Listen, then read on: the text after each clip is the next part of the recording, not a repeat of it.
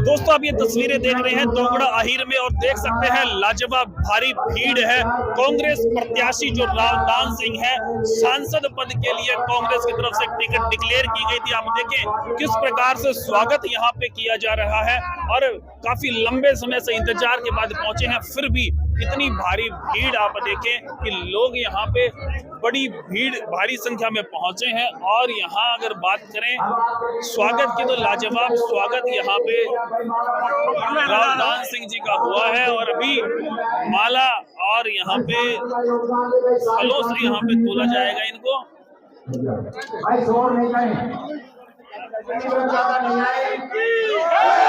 अब देख रहे होंगे फूल मालाओं से स्वागत किया जा रहा है रावदान सिंह जी का। लोगों में भारी प्यार है और आप देखेंगे कि किस प्रकार से यहाँ पे स्वागत किया जा रहा है। एक बार चारों तरफ दिखा दें कि किस प्रकार से भीड़ रात हो चुकी है और आप देखेंगे चारों तरफ लाजवाब भीड़ यहाँ पे लोगों की है। दोगड़ा आहिर गांव है जो सांसद का गोद लिया हुआ है, लेकिन फिर भी यहाँ पे कांग्रेस के प्रत्याशी का जोरदार स्वागत हुआ है। आप देख सकते हैं साथ में अनीता यादव जी भी हैं, नरेंद्र राव जी भी हैं और इनका स्वागत यहाँ किया गया है। और दूसरी तरफ केलों से इनको तोला जाएगा, तो बने रहे हैं अभी।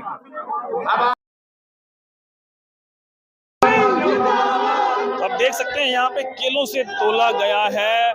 4 बार के विधायक रहे महेंद्रगढ़ से रावदान सिंह जी को और यहाँ अभी चुनाव लड़ रहे हैं लोकसभा महेंद्रगढ़ भिवानी से।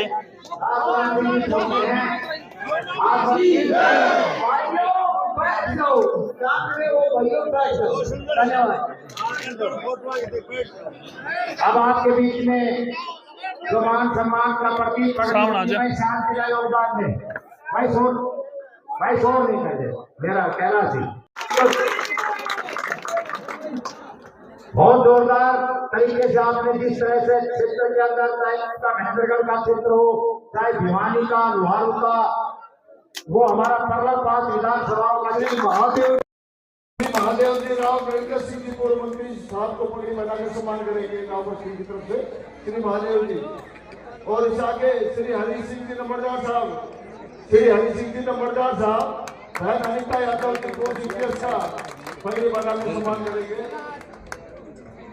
और श्री जयजाल जी पंत साहब, दारा सिंह जी सरपंच साहब को पगड़ी बनाकर सम्मान करेंगे। चांद सिंह जी एडवोकेट साहब, चांद सिंह जी एडवोकेट।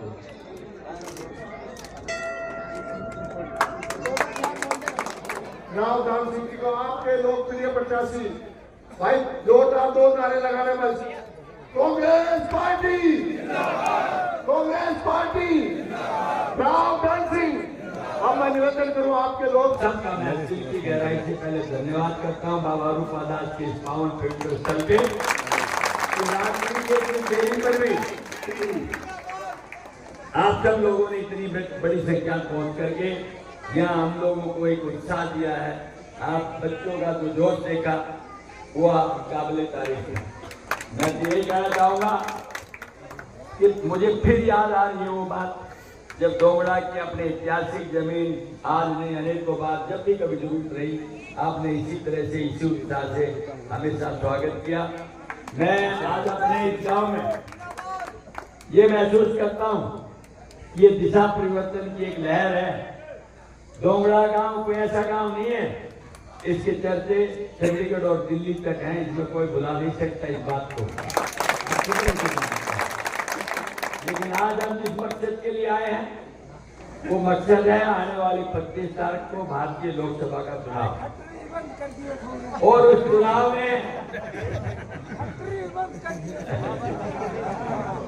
चुनाव में आपकी अहम भूमिका रहेगी। चुनाव आने को बाधाएं चले गए, कुर्सियां बदलती रही, नेता बदलते रहे, मुख्यमंत्री बदलते रहे, प्रधानमंत्री बदलते रहे, लेकिन ऐसा चुनाव देखने के लिए नहीं मिलेगा जैसा आपकी बात। और उसकी विशेष वजह है, वो वजह ये है कि आज संविधान और प्रजातंत्र दोनों खतरे में। एक चूक हमसे होती है तो पता नहीं कहां जाके रुकेगी, इसलिए किसी शायर ने कहा है कि लम्हों की खता को सदियों ने भोगा है। एक छोटी सी चूक पता नहीं कहां तक चली जाएगी। 10 साल पहले भारतीय जनता पार्टी को लोगों ने मतदान किया। इस आशा अपेक्षा उमंग और विश्वास के साथ क्या हिंदुस्तान के महान मतदाताओं, तुमने 70 साल तक भारतीय कांग्रेस पार्टी का राज देखा है। एक बार बदलाव करके देखो, हम आपके लिए अच्छे दिन लेकर के आ जाएंगे। इन कांग्रेसियों ने भ्रष्टाचार में विदेशों में पैसा छुपा रखा है, वहां से वापस ले जाएंगे। हर आदमी के खाते में 15 लाख रुपए चले जाएंगे। ये नौजवान भाई आज दर की ठोकरें खाते फिर रहे हैं, जिनको 2 वक्त की रोजी रोटी नहीं मिलती, इनको 2 करोड़ रोजगार सालाना देंगे। और जो ये किसान, इनके लिए इसकी आमदनी को डबल कर देंगे। मेरे साथी, मेरे सम्मानित मतदाता, मत गुमराह हुए। किसी ने नहीं सोची, एक ही बात दिमाग में आई कि अब तो मोदी जी सबको डबल पैसे कर देंगे, रोजगार दे देंगे। विदेशों में काला पैसा है कांग्रेसियों का, वो लेके हमारे जेब में डाल देंगे। यहां तक कि आपने सुना होगा, लालू जी ने भी मजाक किया। लालू जी कहने लगे कि मेरे तो 7 बेटी 2 बेटे, नोट 2 हम 11। मैंने सोचा करोड़ों रुपए अकाउंट में तो आ ही जाएंगे, लेकिन अफसोस ये है एक कीड़ा नया पैसा नहीं आया। किसान की जहां पर आमदनी डबल करने की बात थी, उसकी अपनी फसल का पैसा नहीं मिल पा रहा।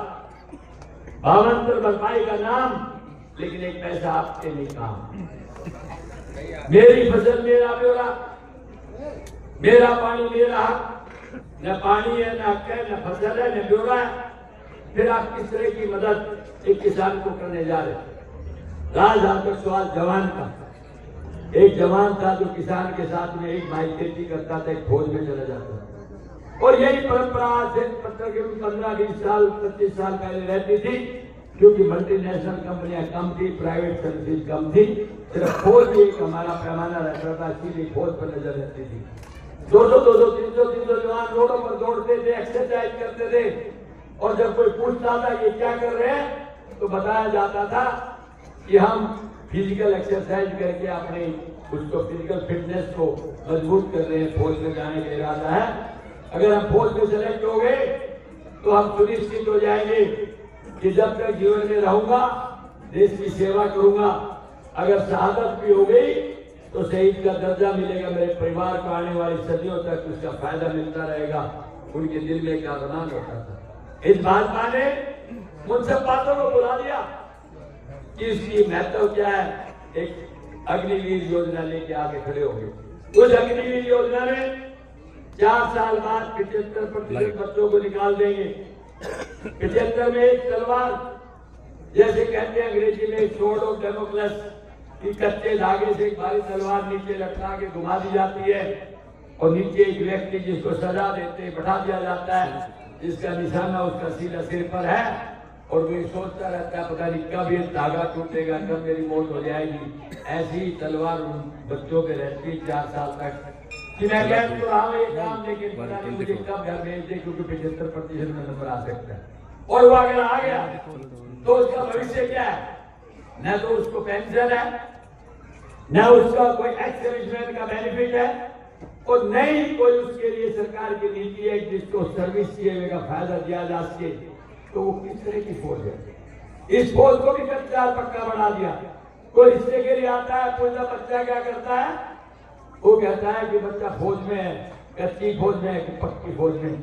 इससे बड़ा काम क्या कर सकते हैं? अब समय आ चुका है। राहुल गांधी जी ने देश की 10,700 किलोमीटर का सफर तय करके आम आदमी के, गरीब से अमीर के, मजदूर से किसान के और अपाहिज तक बच्चों का साथ देख करके पूछा तुम्हारी जन समस्याएं क्या हैं, उनका समाधान क्या हो सकता है। और उसके आधार पर कहा कि हमें सत्ता मिलते ही सबसे पहला काम होगा अग्निवीर योजना को समाप्त कर दिया जाएगा। और ये भाजपा हमसे कहती है कि आप किस बात के लिए वोट मांगते हैं, क्या किया है 70 साल में कांग्रेस ने। मैं ज्यादा लंबा ना कि कुछ बातें बताऊंगा जिनसे आपको पता लग जाएगा कि कांग्रेस ने क्या किया है। जो बुजुर्ग है उनको पता है इस बात का। इस देश में गेहूं की रोटी तब बढ़ती थी जब कोई मेहमान आता था, और वो गेहूं भी अमेरिका से आयात होता था। आज इस देश में हरित क्रांति है तो उसकी देन मोदी सरकार या भाजपा नहीं है, उसकी देन कांग्रेस पार्टी। आज इस देश के अंदर टेक्नोलॉजी कोई आज तो सिर्फ मोदी को नहीं है, उस टेक्नोलॉजी का श्रेय है राजीव गांधी को कंप्यूटराइजेशन का, उस टेक्नोलॉजी का श्रेय है APJ Abdul Kalam missile man का, उस टेक्नोलॉजी का श्रेय है आईआईटी के बच्चों का, जिन्होंने अपने जीवन में सर्वेक्षण करके अनुसंधान करके ये चीज हमारे लिए पैदा की। आज वही आदमी कहते हैं कि 70 साल में क्या किया, इंदिरा जी ने एटम बम का एक्सप्लोजन करा के न्यूक्लियर पावर बनाया, और उसके बाद 74 में, और उसके बाद राजीव गांधी को कोसा गया कि कंप्यूटर ला करके तो हजारों लोगों को आप बेरोजगार कर देंगे, इससे तो काम बहुत खराब हो जाएगा। लेकिन आप देखें उस आदमी का विजन, उसकी सोच कि 20वीं सदी से 21वीं सदी में ले जाने की बात थी। आज यही मोदी जी सरकार एक कदम नहीं चलती कंप्यूटर के बिना। आपको ऑनलाइन अप्लाई करा दो, आप पोर्टल खोल दो, आप एटीएम से काम कर लो, आप पेटीएम से काम कर लो, एक चीज नहीं है ऐसी, यहाँ से चलेंगे वहां तक सिवाय कंप्यूटर के कुछ नहीं मिलता। 2G स्पेक्ट्रम के लिए हमें घोटाला बताया गया, आज 5G स्पेक्ट्रम की बात करने लगे। इनका इरादा सिर्फ एक है कि गरीबी और पेट का फासला कर दो, गरीब नीचे रहे, 2 की रोटी के लिए 5 किलो आटा, 1 किलो चावल और चीनी और तेल लेकर के बैठ जाए, और जब उसे कुछ नजर नहीं आए तो कहेगा यार सरकार ठीक है, कम से कम खाने के लिए तो मिलता है, और वो अमीर का पास पैसा चला जाएगा। उनको ये कहेंगे कि आप हैसियत में रहे वरना तुम्हारे को चाबी लगा देंगे, और गरीब को कहेंगे तुम राशन बंद कर देंगे। इनके इरादे क्या है आप अच्छी तरह समझते हो। इन परिस्थितियों के अंदर क्या आपका हमारा सोचना नहीं बनता कि इस संविधान को बदलने वाली पार्टी का हम हिसाब करें, क्योंकि ये कहते हैं 400 पार का नारा, किस बात के लिए 400 पार? जैसे तुमने 75 पार का नारा लगाया था और 40 सीटें आई थी, मैं गारंटी से कहता हूँ 400 पार का नारा है, 180 से ऊपर सीटें नहीं आएंगी। ये महान जनता एकजुट है, ताकत है, और ये एक एहसास मोदी सरकार को करा रही है कि मत गुमान कर इतना सरकार का, अरे हमने तो देखा है चढ़ते सूरज को भी ढलते, वो वक्त आएगा तुम क्या संविधान बदलोगे, हम तुम्हारी सरकार बदलेंगे तब जाकर। इसलिए मैं बातें बहुत करना चाहता था, क्योंकि अभी से 7-8 गांव और बचे हुए हैं। मैं पुनः पूरी ग्राम बस्ती का, सतीश दादरी का, विशेष तौर पे मेरी माता और बहनों का दिल की गहराई से धन्यवाद करता हूँ। दोस्तों पूरा कार्यक्रम आपने देखा, भारी भीड़ यहाँ पे जो नेता कांग्रेस से पहुंचे सांसद प्रत्याशी रावदान सिंह के लिए हुई, और अब भी जैसे गाड़ियां जा रही हैं भारी भीड़ यहाँ पे हुई, इसको लेके आपका क्या ख्याल है कि बीजेपी? हाँ जी 100% ये रावदान सिंह का पुराना गाँव रहा है। अच्छा, और यहाँ इस क्षेत्र के अंदर हैरों का गढ़ था, तभी रामविलास शर्मा जी ने इस गांव को हटाया था, महेंद्रगढ़ क्षेत्र से अटेली मिला। लेकिन ये वोट नहीं जाते थे इसलिए हटा दिया। इसलिए ये 90% वोट रावदान सिंह के जाते थे, और अब के 100% वोट रावदान सिंह के इस गाँव नहीं। बच्चे 3 बजे के बैठे हुए, 3 बजे के बच्चे हैं, टाइम 4 बजे का, 4 बजे का 3 बजे तो बच्चे यहाँ आके भर गए सब कुछ। ये तो थोड़ा लेट होने की वजह से आते बच्चे जा चुके, नहीं तो गाँव गण खरा आ गया, पूरा गाँव यही तो एक तरफा माहौल है, एक तरफा माहौल क्लियर रावदान सिंह के साथ। 2 बार सांसद रहा है बीजेपी का, वो क्या कारण है उसको वोट? इसका कारण ये सांसद जब बीजेपी की लहर से बन गया था वो, लेकिन वो कभी आया नहीं किसी काम के लिए, नए गांव में कभी भी विकास के लिए या किसी भी कार्य के लिए कभी भी नहीं आया वो, कभी नहीं आया, नहीं कभी नहीं। और दूसरी बात, उसने बीजेपी की लहर से ही 2 बार बनाया है वो। हमने ये देखा बीजेपी मोदी की लहर की वजह से लोगों ने वोट दिए उसको। इनकी लहर जो देखो ना, जब ये जो गांव है वो तो लहर के बारे में क्लियर नहीं है, लेकिन ये जो गांव है दान सिंह का, पूरा गांव दान सिंह का, जिसकी 100 की 100% वोट। भीड़ बात कितनी भीड़ थी, कितने लोगों की भीड़ यहाँ आज 2,000 लोग तो अब छत खड़े हैं।